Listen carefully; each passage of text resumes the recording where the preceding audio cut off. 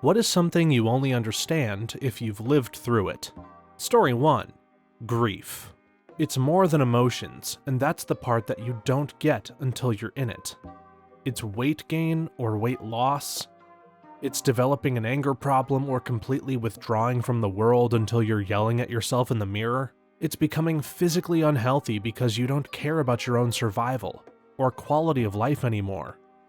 It's pushing everyone away because your brain tells you that humans hurt. It's hurting those you love because you're hurting. It's those and so many other things that you don't expect when you experience grief. It's waking up every day, and for a moment everything is okay. Then reality slaps you in the face like a wave.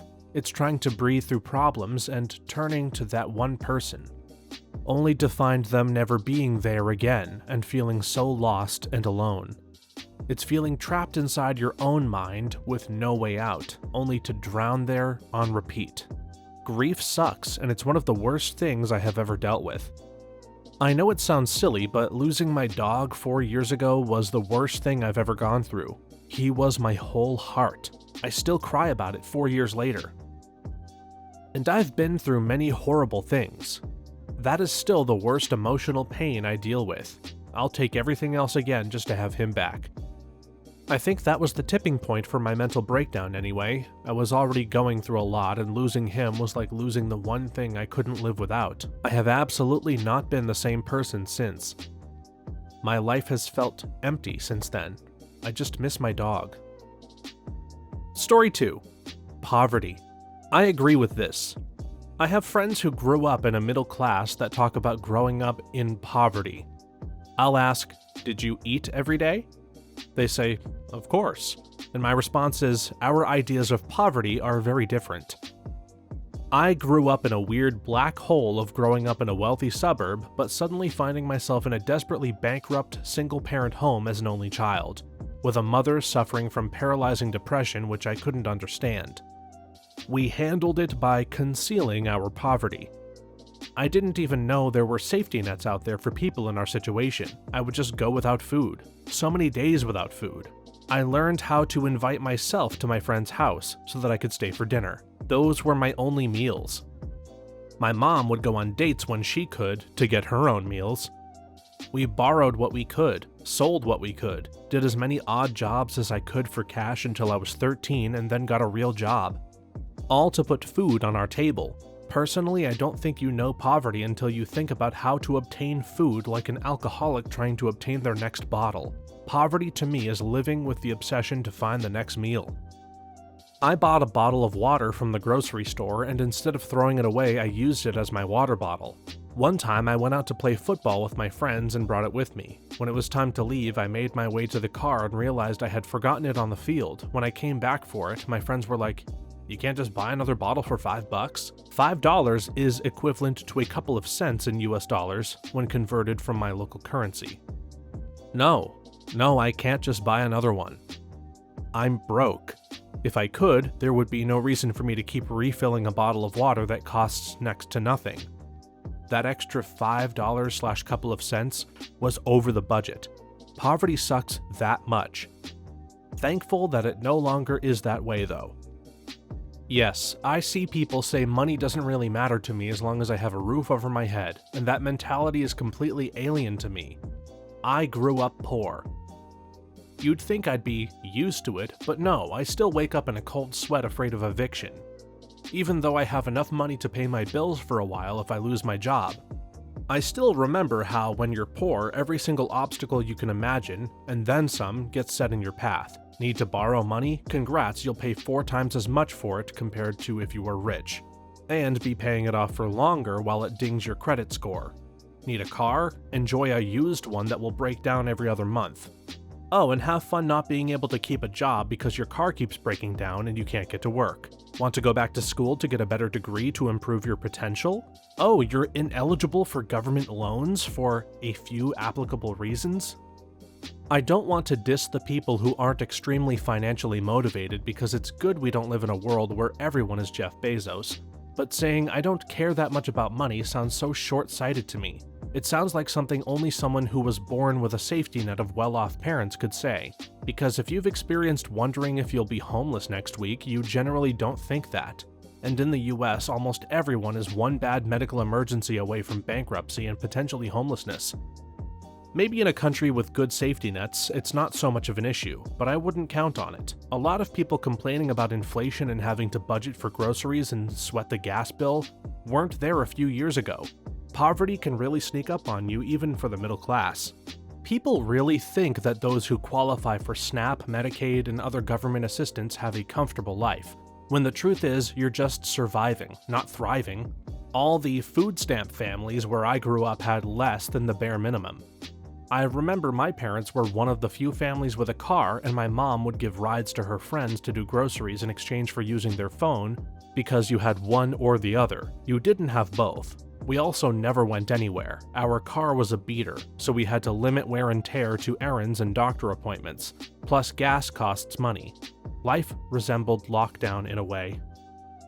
When I was in my late 20s, late 80s, early 90s, I lost absolutely everything. No job, my car got stolen, I had to sell things in order to pay my rent. Most of what I owned was old used stuff. I ate a lot of spaghetti. It's the kind of thing that once you start clawing your way out of it, you're very careful not to go back. The worst part of it was when I had gotten rid of the husband who ran up a bunch of credit card and personal loan debts. Everything was in my name, so I was stuck paying it all off. Since then, I have made every effort to have credit, but not let the debts increase, so everything gets paid off every month. I had a roommate tell me that poverty was just the result of bad choices. The same roommate who literally told me that the way her parents raised her, college isn't a choice, it's a requirement. She dug in her heels when I tried to explain how much you have no control over when you're born into it. Watching your parents pick which bills to be late on, the minimum amount of gas to put in the car to make it to the next payday, getting out to help dad push the car when you run out of gas, knowing that you'll have to go a day without power or water and planning ahead for it, mom loses her mind when you throw away the food on your plate that you didn't feel like eating, the neighbor feeling bad for your family and sneaking in to surprise you with a Christmas tree, the sense of must be nice when you see name brand food in someone else's grocery cart, the guilt over spending a windfall on one nice thing like a new pair of shoes or a meal at a restaurant when you should have set it aside for the next rainy day. Then you become an adult, and you're magically supposed to not only know about filing taxes and saving for retirement and building credit without racking up debt, but somehow earn enough money to afford good financial choices. With no college fund, no friend of the family with a good paying job, and no one to talk to who has any experience with these kinds of things, hearing other adults talk about Roth versus traditional or 529 or 1035 like everyone is just supposed to have learned this growing up, like how to wash your hands or tie your shoes. And the thing is, I'm fully aware that there are people who have it far worse than me, and I know that is impossible for me to know what it's like for them. Story 3. Chronic pain. You've experienced pain before, so you think you get it, but nothing prepares you for when the pain becomes your new baseline normal. Came here to say the same thing, especially the invisible diseases like mine, trigeminal neuralgia. On the outside, when I have the strength to shower, get dressed, put on makeup, and brush my hair, I look fine. In the meantime, those activities alone drained me of half the energy I'll need to function that day. So true. Had a medical condition that lasted for 2 years until surgery was able to fix it, and I was in constant pain the entire time. Every so often I get those Facebook "on this day" reminders, and once or twice I have seen posts where I had said something along the lines of, "Yesterday I had a pain-free day, it was glorious." It can destroy your mental health and send you into a depression. In addition to the physical pain, I had multiple surgeries to help the problem, but until the last surgery, they thought I was always going to have pain, and it would just be a matter of how intense.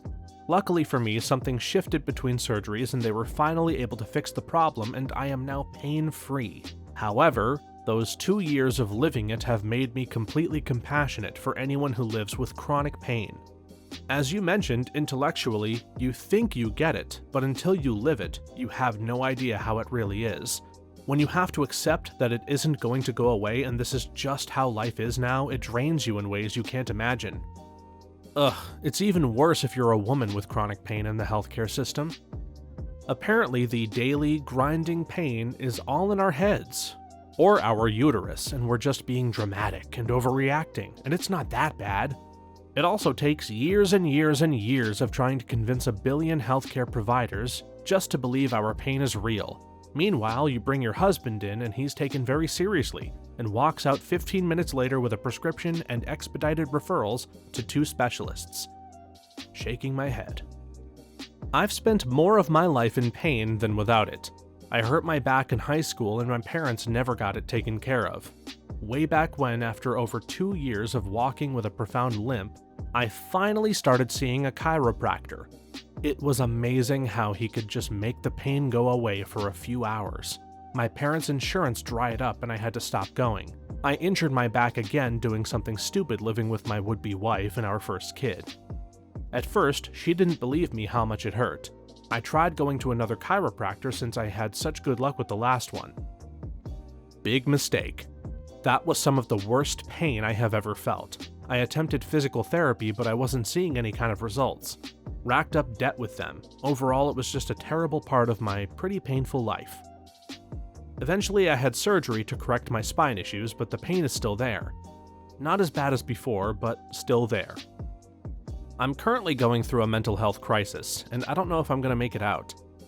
My issues have all been stacked against me, and it feels like my life is crashing down around me. I'm in so much mental pain that it causes me a lot of physical pain. When I feel pain-free, as rarely as it happens, it always makes me cry out of relief. I'm so tired. Oh my god, this to the point that it made me tear up. I was diagnosed with severe scoliosis in middle school and my parents just never did anything about it. As a young adult, I couldn't afford to do anything about it. I'm almost 30 now and I'm finally stable enough that I went to a doctor. I was diagnosed with not 1, but 2 autoimmune diseases in the process of seeking treatment. I'm still just in the first steps of getting help. The amount of times I've been told I'm a complainer, that everyone has back pain, or that I can't be that tired, or that much pain is exhausting in and of itself. My nerves are constantly firing, my back aches to the point that I can't sleep, and my joints are basically useless. It makes every little step in life 10 times harder and no one understands. Chronic and invisible pain are so frustrating and so isolating. I have the energy to tackle my days and mostly run my business, but 3 out of 5 days a week it's from bed. I can do my dishes most days, grocery shop when it's good, or order food at the door. Sometimes I'm leveled for a week straight on gabapentin, bawling my eyes out though. I take the good days as they come, and those are the only ones I like to really share.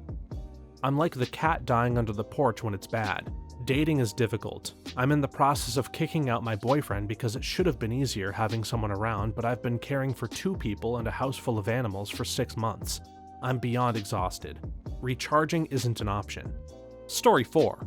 Being in a war zone in any capacity. I'll always remember how eye-opening it was as a kid when I learned that all the kids who had come here from Bosnia didn't like fireworks because of the noise. I remember too when a few of them talked to the class about their experiences. No one could go through that and not be traumatized. I had a buddy in the 7th and 8th grade that came over from Bosnia.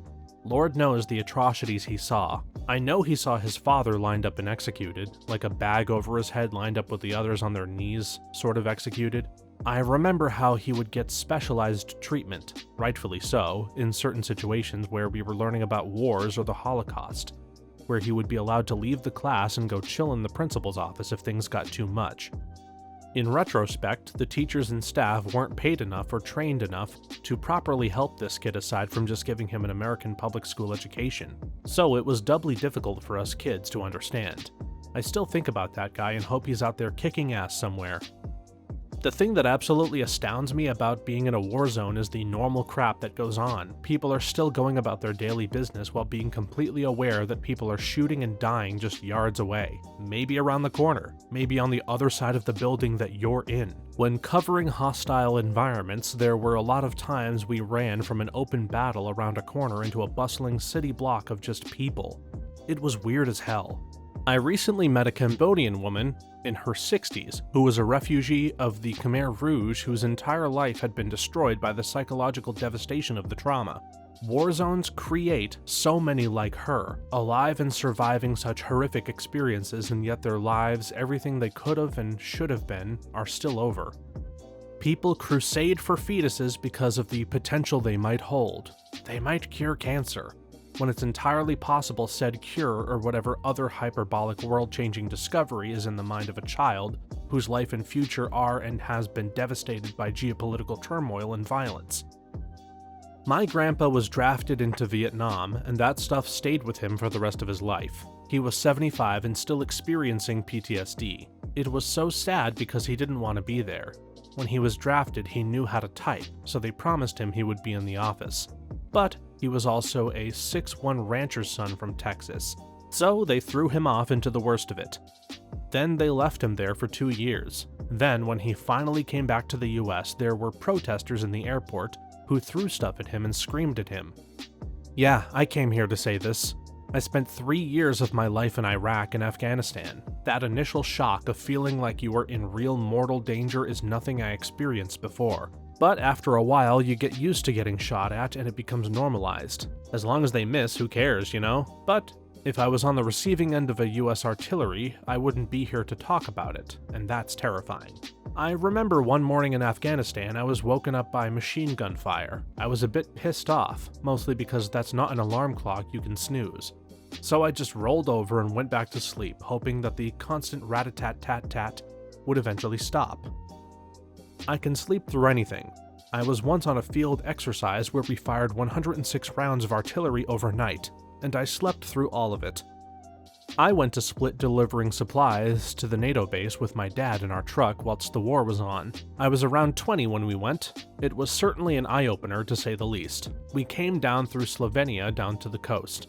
We took a pontoon bridge over some water, and looking upstream from where we crossed, I could see the remains of the bridge that this pontoon bridge replaced, mangled and laying in the water.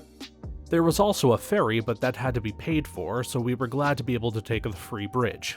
Many buildings had bloody great holes in them on the way down to the port. When we got into the port, we were asked which way we were going to go back by one of the officers, to which we replied, "We'll take the pontoon bridge again." He told us that we would not be taking it, which confused us a bit until he told us that after we had gone over it, the bridge had been bombed and was no more. We were then having a drink in the makeshift bar, the Hard Dock Cafe, that had been set up there outside of the Royal Navy ships. Sir Percival and another one that I cannot recall the name of were docked when there was what felt like a bloody huge explosion. Never felt anything like it in my life before or after. The entire ground seemed to jump. Someone had sent a bomb into the port and blew something up from what we were told.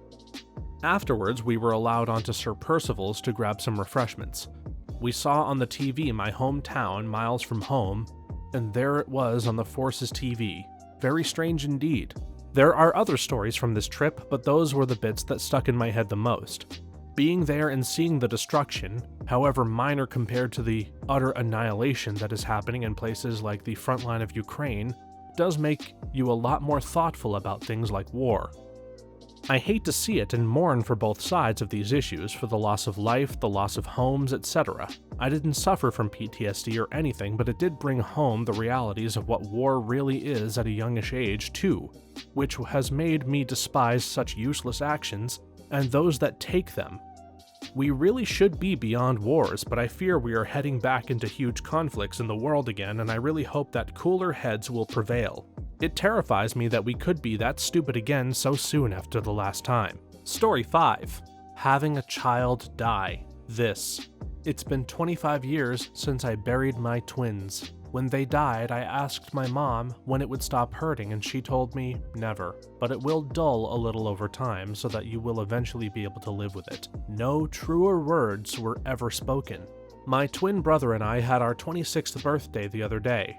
Mom just turned 50. I've thought a lot about how losing her would be unbearable. I can't imagine how much worse it would hurt for her to lose us. And I can't imagine how much you've been through and how tough you are. I hope you've been able to find some peace. Moms of twins are very, very special people. My 9-year-old passed away last September, and this is unfortunately true. The last moments I spent with him were administering CPR and being unaware that I'd never see him again. I'd give anything to just have a few more moments to hold him and let him know how much I still love him and think about him every day. It's a pain of unimaginable depth that I wouldn't wish on anyone, and I hope you're holding up all right. My 8-year-old passed away so suddenly in December of 2022. He would have been 10 this October. And when I say I don't even recognize myself anymore, this is a journey I wouldn't wish on anyone. Much love to you, Mama. I hope our boys are surrounded by a love that we truly cannot comprehend. I miss him so much it takes my breath away, truly wondering how I didn't go with him. I guess I'm still here for good reasons. Wanted to add on here instead of making a new post because you guys will understand. Living/dealing with a sick or dying child. You know it's coming. It's inevitable. You just don't know when. And people will say, well, it could happen to anyone. You just shouldn't think about it and live your life. But when it's 1 to 2 hours after, when your child usually gets up and you go to check on them, your first thought isn't, if I go in there, is he going to be dead? It's like this black cloud on the horizon, a storm that you know is coming and you just don't know when it will get there, and there's just no hope. Honestly, that's the worst part, living without hope. It's horrible. You're just waiting, and you can never look forward to anything or plan anything because whenever you try to look ahead, all you can see is that dark storm on the horizon. And then sometimes you just wish it would be over, because a sick child makes life so difficult, and it would be so much easier if it was just over and done with. And then you feel like a monster for even thinking that way. So you just keep putting one foot in front of the other and plodding along hopelessly towards the inevitable. Story 6. How truly debilitating and lonely severe mental illness is. I will never ever understand why mental illnesses are glamorized. Hijacking this comment because you're right, schizophrenia. Especially in severe cases. It doesn't make me special. I'm not seeing a different world. It's not magic. I am terrified. I'm alone. I've been taking 13 pills a day since I was 20. You will never know what a true, actual, complete disconnect from reality is until you experience it. I forgot to take my medication the morning of a flight, and I'm not sure English could adequately describe the horrors I experienced at my layover in Phoenix as I was withdrawing, and this is going to be forever, the rest of my life. A friend of mine was going through a phase and sort of self-diagnosed themselves with a condition before we met. No hate, this person is one of my best and dearest friends, they're just in a time of their life where they're figuring things out. After experiencing what I was like, 1 day off of my meds, they no longer thought they had the condition. How do you live when you hoard trash to the point that your whole apartment is covered with a film of maggots? What about the crap and period blood smeared on the walls that you put there to protect you from the evil you think is coming for you? How do you come back from seeing the people you love with the flesh literally peeling from their faces, revealing their horrible true intentions underneath? What about the scars on the tips of your fingers from chewing the skin off? How do you live when nothing and nowhere and no one is safe? That's the thing. You don't. My sister does this. If you've been to Tenerife, she's been to Nine-Reef. She doesn't try to one-up you. She tries to have it worse than you. I've had a chronic illness since I was 10, have dealt with suicides closely in my social circle, and have genuine mental illness and fatigue. No matter how much mental pain I'm in, the last person I can talk to or rely on is my sister, because if I say something, she's going to make me feel completely irrelevant and undervalued. Mental illness is nothing to be romanticized. It is ruining my life, and if I didn't have it, I wouldn't pretend to try and have it, or showcase myself like it's something to be proud of. I have obsessive-compulsive disorder. Mine centers around intrusive thoughts that horrific catastrophes might happen. Example, driving down the street and hitting a bump. It could be a pothole, but what if I accidentally ran over a kid and didn't see them? No kid in my mirror, but what if they were able to crawl away? Better drive back down the street to make sure there was no kid. What if they were dragged inside? Should I start knocking on doors to see if anyone saw that I hit a kid? How could I live with the guilt if that happened? Certainly, I'd be homeless trying to pay the lawsuit and go to jail forever for my own stupidity and lack of awareness. How would I survive in jail? Even criminals don't take kindly to people who hurt kids in jail. Repeat some version of this spiral multiple times a day over totally innocuous events where nothing actually happened and the probability of it happening is near zero. Add varying levels of compulsions, i.e. driving back down the street to check multiple times, asking pedestrians on the sidewalk blocks away if they thought they saw a kid, etc. Story 7. Chronic illness and disability.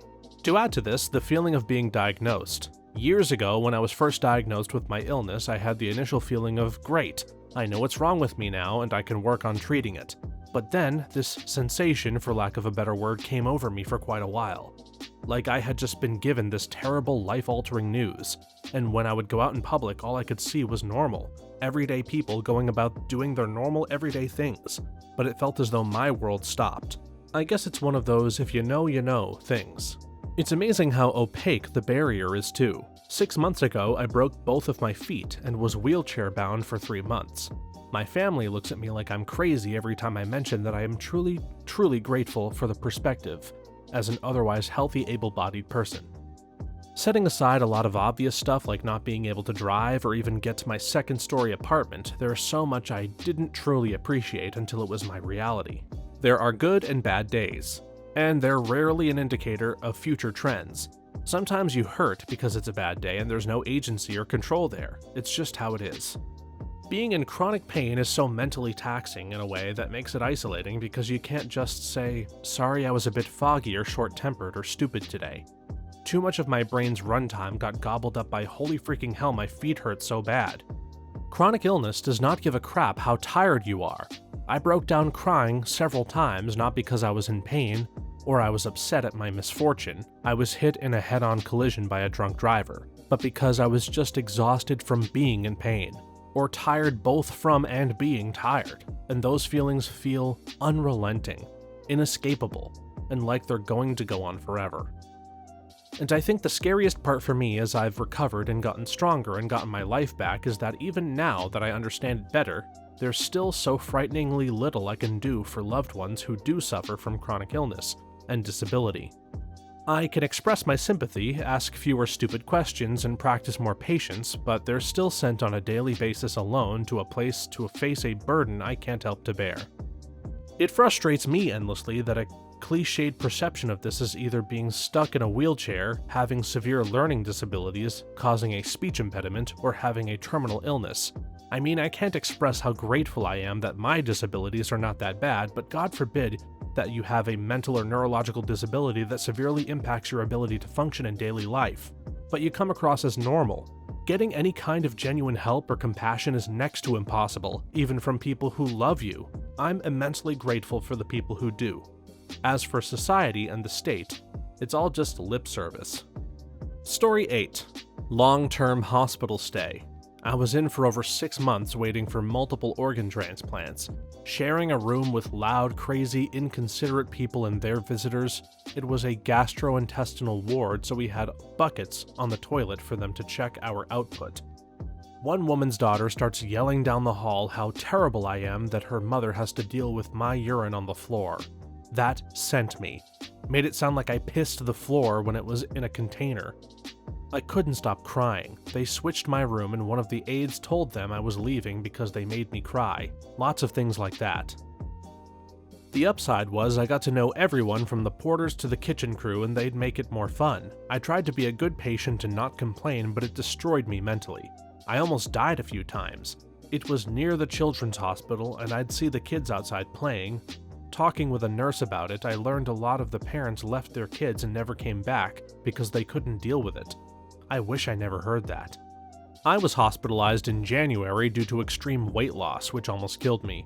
Typing this, I also realized these past 4 years I've been in hospital so much I got used to it. Sometimes as a full-time caretaker, my mom and my stepdad had a stroke, mom got hepatitis, dad had cancer. Yes, a really nice package. Anyway, what I remember the most was sharing the psychiatric ward because the regular one had no space. Pandemic too. My mom and I had this tiny cubicle. She was out for most of it, but boy, that was something else. I was surprised by the number of people who attempted to take their own lives. It was 3 to 4 daily, and I live in a small town.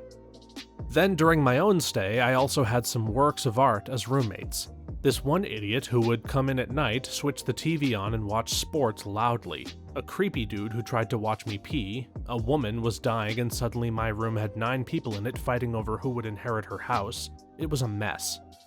I'll be forever grateful to the staff, especially the nurses. I also befriended all of them, and having witnessed just a portion of what they live daily, I can't imagine the mental and physical struggle. They were my joys, and we always laughed about stuff or gossiped a little. I think I would add to your comment about how hard it is to adapt to the normal world again after a long hospital stay. It took me a few months at least. Sorry I went rambly and off the rails, maybe I needed it, but glad you're alive and hopefully doing well now. May you not have any more hospitals coming your way anytime soon. The whole thing about kids being left in the hospital, that hit home. I was lucky. I asked my mom once not to leave me and she never did. I'm still so grateful for that. Although I know it wasn't even a choice in her head to stay by my side for that year and a half. And I'm wondering where there are hospitals that let kids outside. I wish I had been there. That's the hardest part for me. I can't stand being in there for so long and not feeling the sun on my face or the wind, etc. My son lived in the cardiac intensive care unit of a children's hospital waiting on his second heart transplant. I couldn't imagine not being by his side to monitor and assess and be a part of his medical team during such a critical time. I completely relate to your above statement, the insanity and drama, but also getting to know everyone that makes the hospital run. The things I've seen there, I am forever traumatized while being incredibly grateful for stability. Thanks for watching until the end. If you have a similar story to these that you would like to share with us, please leave it in the comments below. If you enjoyed this video, please leave us a like and subscribe. For more videos like this one right now, please stop by our channel. Thanks again, and see you next time.